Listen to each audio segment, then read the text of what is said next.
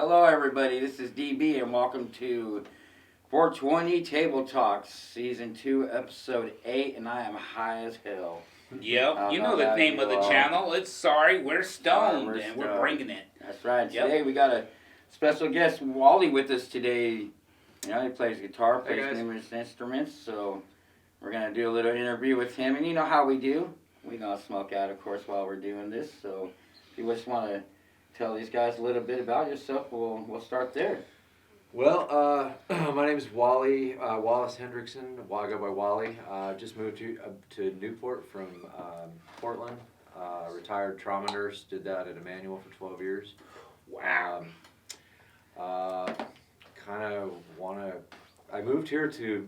bought a piece of land and building a dome. But building a dome on the coast. Building a dome on the coast. Awesome. That's how I always wanted to live in a hippie dome or Yoda dome or whatever. Yoda dome. That's cool as hell, though. Yeah, it's supposed to expand your thinking or whatever. Right, and it's because you were saying earlier. It's because you don't have the four walls boxing you in. Living in so a it's box. good as an artist because you kind of open up to everything. It's funny, actually, dome people are almost like a cult. That does sound like a cult. Dome people. A lot of dome people will have. They have a lot of people. Dome people will have their own website, and that's kind of how I've worked with some nurses that were like, "Hey, man, you gotta come check out my dome," and I just was like, I am going to do that someday. Wow. So, there's all kinds of new ways of building them. Oh yeah, there's, sure. The aircrete and Hempcrete's a great feature you might look into. Mm-hmm. That's something we actually feature. I'm huge in the hemp industry. Yeah, okay. Hempcrete actually has a lot of has positive building purposes. It actually does better with moisture, which would be great for the coast. Oh, yeah. It does better with installation. And it's a lot more solid because the fibers are a lot more tighter. And you're going to love this. Your neighbors ain't going to be mad at you because your neighbors ain't going to be as mad at you because it actually does sound dampening pretty well, too. Really? And Hemp is across the board a great news product for to me. build. I mean, I've got an acoustic today, but I like my loud amplifiers, too. Right. So do you generally play bass? Is that what I hear? Yeah, I started playing in bars and I started playing in bars in Portland at age 15. Okay. I was like the first kid at school that was playing in bars. All the other rock and roll musicians were like, "We heard you're playing in a band with a bunch of older guys and stuff." And I was in a band with a bunch of older guys and. Nice. So you started 15 in the bars, rocking out. The first time I remember the first time being on stage and my knees were shaking like crazy. And, I was 15, so I couldn't go to the bar and get a drink like I do now. But I mean, you learn how to do it as you get older. And just waiting for that moment where somebody's going to grab you by the shoulder and be like, "Why is this kid here?" No, actually, they thought I was. The funny thing is every bar I played in, they thought I was of age because I had longer hair then, and I guess I could have had. But they thought, well, he must be. So I made sure they knew who I was, and from then on, I could always go out if I wanted to. Right. Nice. You got any social media links or anything you'd like to share with people? YouTube channel, anything like that? Actually, I've done a bunch. I've done a little bit of work with Kevin Moyer in the Live from Nowhere Near You project. It's a benefit for the Outside In. Kevin put together a bunch of people from professional rock stars all the way down to street musicians and homeless people, and everyone in between. I'm kind of a semi-pro musician, amateur/pro, whatever. I paid my mortgage 1 month.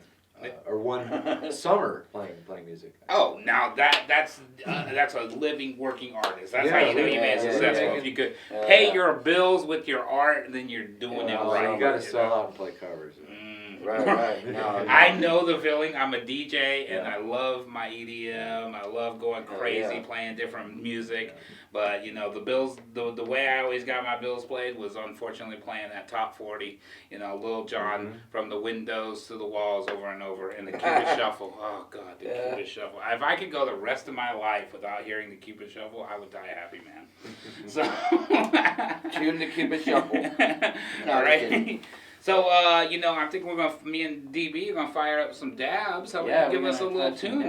All right. Yeah. A little music while we, hell yeah. All right, you guys want to... Whatever, let's do some flamenco. Some flamenco? Yeah, I could do some talking about flamenco. some flamenco. Yeah, we'll get our high five Hopefully you duo guys fired up. enjoyed this on Star We're Stone here. If I start singing horribly, I'm sorry already right now. And letting you guys know, coming soon, starting in, probably late March, beginning of April, we're going to be doing the Hot Box Jam session on Saturday nights. This guy here will be involved. Jimmy, that's been live on our channel, will be with us. And we're just going to bring you some live music.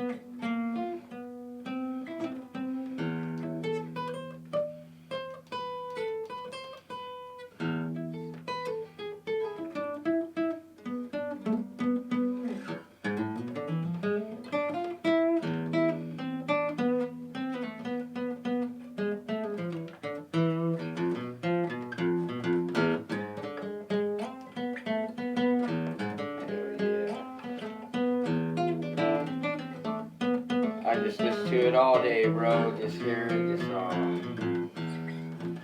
so good, relaxing.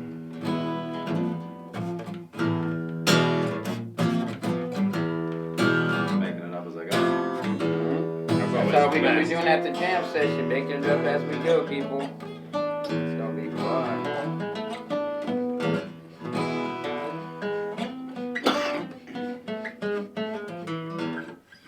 Heck yeah. That's what's up, Tearing man. it up, buddy. I wasn't gonna do this, but I've been a huge Al Di Meola fan. When I was a kid, I used to get these guitar magazines, and Eddie Van Halen, the guy from Kiss, no matter who it was, they always had it was like the interview was always the same. It was who are your influences? All this. They all had way different influences. But everybody said Al Di Meola. I'm like, who the hell is this Al Di Meola guy? So I went and checked him out. Well, when you go see an Al Di Meola show, pretty much it's the entire audience is guitar players who all walk out saying, "I quit." After you watch He him just play, kills but- it. He but just he's, kills it. yeah, the guy's like, he's. I'm gonna sound very cliche, but I think my favorite has always been Santana. Well, that's he's like- always been just killing it. Hearing that story from you reminds me of the Jimi Hendrix and the, what was his name? My last name is Hendrickson. Right. So No relation, though. So Jimi Hendrix went into, and he played a guitar when, I can't remember the name of this famous guitar player was up there, but the guitar player ended up walking off stage. He was like, I'm high, but he was like, fuck this. And when Jimmy went up there in his first performance, I can't remember the guy's name. It started with an L. John Lennon. I think it was. Lennon, yeah. Yeah, so Lennon was up there playing and doing his set at the place in San Francisco, and then Jimi Hendrix comes. I watched it in a documentary the other day. Jimi Hendrix comes on stage, starts playing, and the homeboy just left and went back to the locker room, and he's like, I'm done. I quit. Yeah, I quit. Yeah. And that's what that made me think about, Yeah. that Yeah, guy's like, I it's- quit, because Jimmy was so, like, he was freaking, like, killing it. I wasn't gonna do this, but I've been trying this. I've been trying to learn this Al Di Meola song for years. This dude wrote this when he was 17, and came out. I'd give it a shot. Yeah, love to. Probably Absolutely. gonna screw it up grandly, but I rarely hit it right.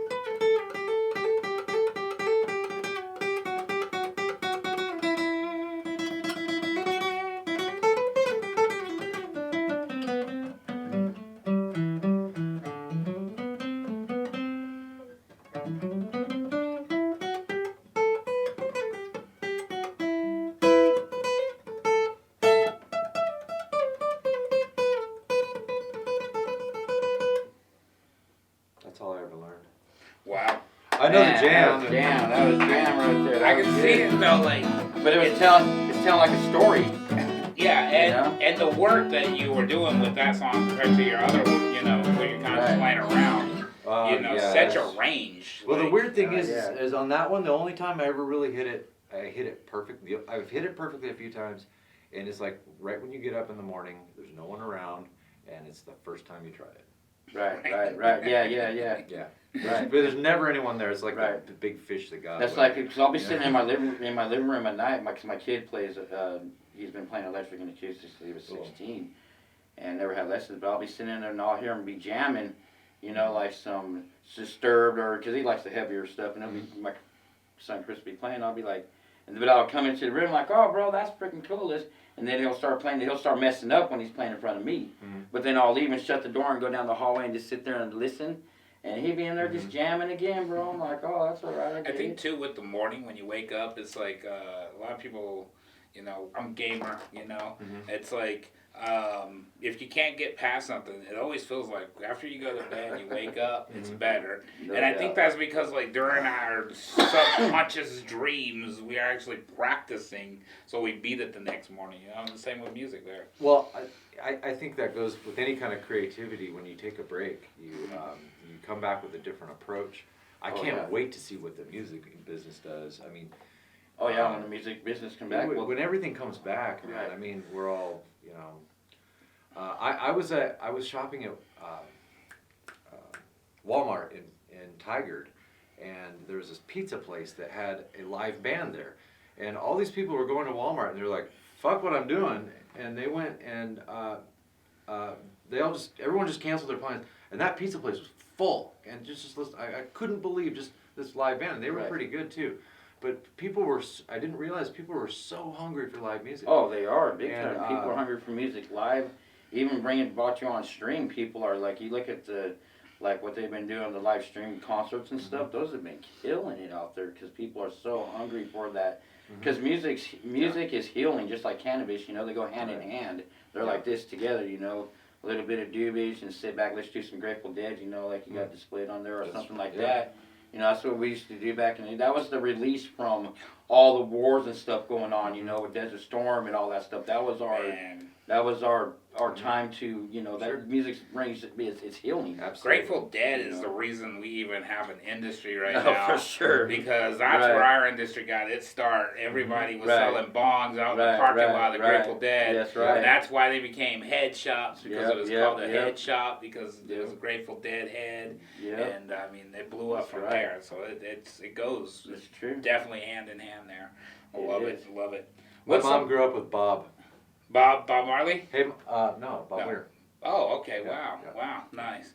I met, you're probably going to hate me for this one. I met Dave Grohl at a show one time, but I didn't know who he was. Well, I felt like a dick because he's just like, hey, I'm Dave Grohl. And I'm like, hey, cool, man. Nice to meet you. I'm just like, I'm going about my stuff. Yeah. And he's like, dude, I'm Dave Grohl. I'm like, oh, cool. No, I had a similar experience with a guy from Blue Oyster Cult not too long ago. And of course I know who Blue Oyster Cult is. Right, but right. The guy was like, you don't see the people all the time. You hear the music. Are they from England? I don't know. Because I really thought he had a fake English accent. I thought he was like, he was they really trying to. They might have transported her from the U.S. to go over there because England had a big music industry back like the Beatles did it too. They go over there and sell records and make music. But I don't know if he was actually from England himself. This guy was really trying to impress me. He was like, "Well, I was with Blue Oyster Cult. You know Blue Oyster Cult?" And I was like, "Yeah, I did. Sounds familiar." Sounds familiar. I think you sold me a guitar once. Did you used to work at this guitar shop? He's like, I was with Blue Oyster Cult, mate. I'm like, oh, good. Cool. I mean, if he would have been cooler about it, I'd be like, sweet, dude. That's cool. But he was just, I was like, it's not that cool. All right, man. All right. I did the same thing when I met Pearl Jam's guitar player, Mike McCready. He hung out with us for a while, and I remember asking him, "Oh, you got some?" He's like, "Yeah, I got a small guitar collection." And I mean, when I think of Mike McCready, I think of the long hair and the Pearl Jam videos from 91 from 10 and all that stuff. I don't know what he looks like in 10, you know. Right, with Right. short hair. Yeah, Right, he's yeah. 2010, and A he's lot been less through- pounds, you know what I Oh, mean? well, I mean, we were playing the Crohn's and Colitis Foundation fundraiser, and he's the dude that set it up. My friend said, "Hey, man, my friend needs a band." He didn't tell me his friend was Mike McCready. So he comes and hangs out with us afterwards, and he goes, "Mike said you did a good job." And I said, "Mike who?" And he goes, "McCready." And I said, "What, Pearl Jam?" And he goes, "Yeah, dude. Who do you think you were doing the show for?" And I said, "I thought it was that chick." He goes, "No, man, we just hired her." I was like, "Why didn't you tell me I was playing for you?" He goes, "Did you want to know you were Because playing for Mike then McCready?" you would have been I messing said, up. "No, I You didn't would want have been messing Yeah, up, man. you Just might like have- he was talking Yeah. about. You would have been like, Yeah. "Oh no, this is Right. Mike McCready." He's Instead of gonna just be being quite natural. chicken and everything. What's I funny do. is like when he I've worked with him several times, and he'll call up Kevin and he'll be like, "Hey man, get that nurse bass player that you know." McCready is actually a really smart dude. Like, he's got a photographic memory.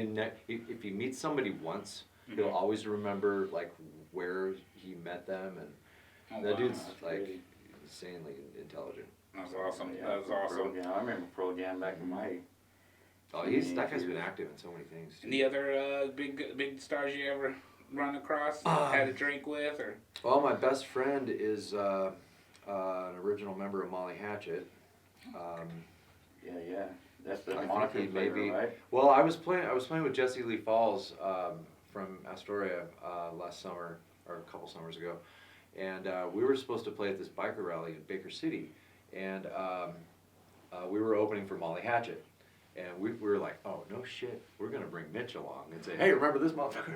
Right. And unfortunately, they lost their guitar. I think they lost like a guitar player. It was the other only surviving member. Right. So now it would have been a moot point to bring this guy, because all the other Molly Hatchet members would be like, "Who the fuck is that?" "Oh, just an original member of the band." Right, just But- your founder. Yeah. you know. Right, Yeah. exactly. Right. That's how I got so lucky, because I provided a stool for Dave Grohl's group. Well, for everyone. You know, I've heard Contacts he and lives everything. he lives in Portland. I think so. I heard he lives in Alameda. I freaked out when I seen him on Saturday Night Live the other day. I was like, I know that guy. Wow. He made sure I knew one. I met Rob Zombie that way. Oh, yeah, I that'd almost be got in a cool. fight with him, and he was like, "We're Rob Zombie. We're from New York." I'm like, "I don't care where you're from, man." We were both drunk, being stupid, and yeah. And then 2 months later, I saw him on Beavis and Butthead. I'm like, "Oh shit." I remember that guy. He puts out some crazy art, man. He is definitely crazy. Yeah. Well, my bad on that one. Well, I'm looking Sorry, forward Rob. to right. I'm looking forward to what 2021 brings us. Hopefully, we get out there and start the doing hot some, boxes when it's spring. some good shows and Definitely. all that stuff. So, you guys gotta make sure to like, subscribe. Subscribe. I want to thank you for coming in, Yeah. dude. Thank you for showing up Thanks and for having me. I Yeah, appreciate yeah. it. blessing us with some amazing Absolutely. tunes. And Cool. this has Be been watching sorry. for him on the hot box coming up. All right. And this has been Sorry We're Stoned. Peace. We're out.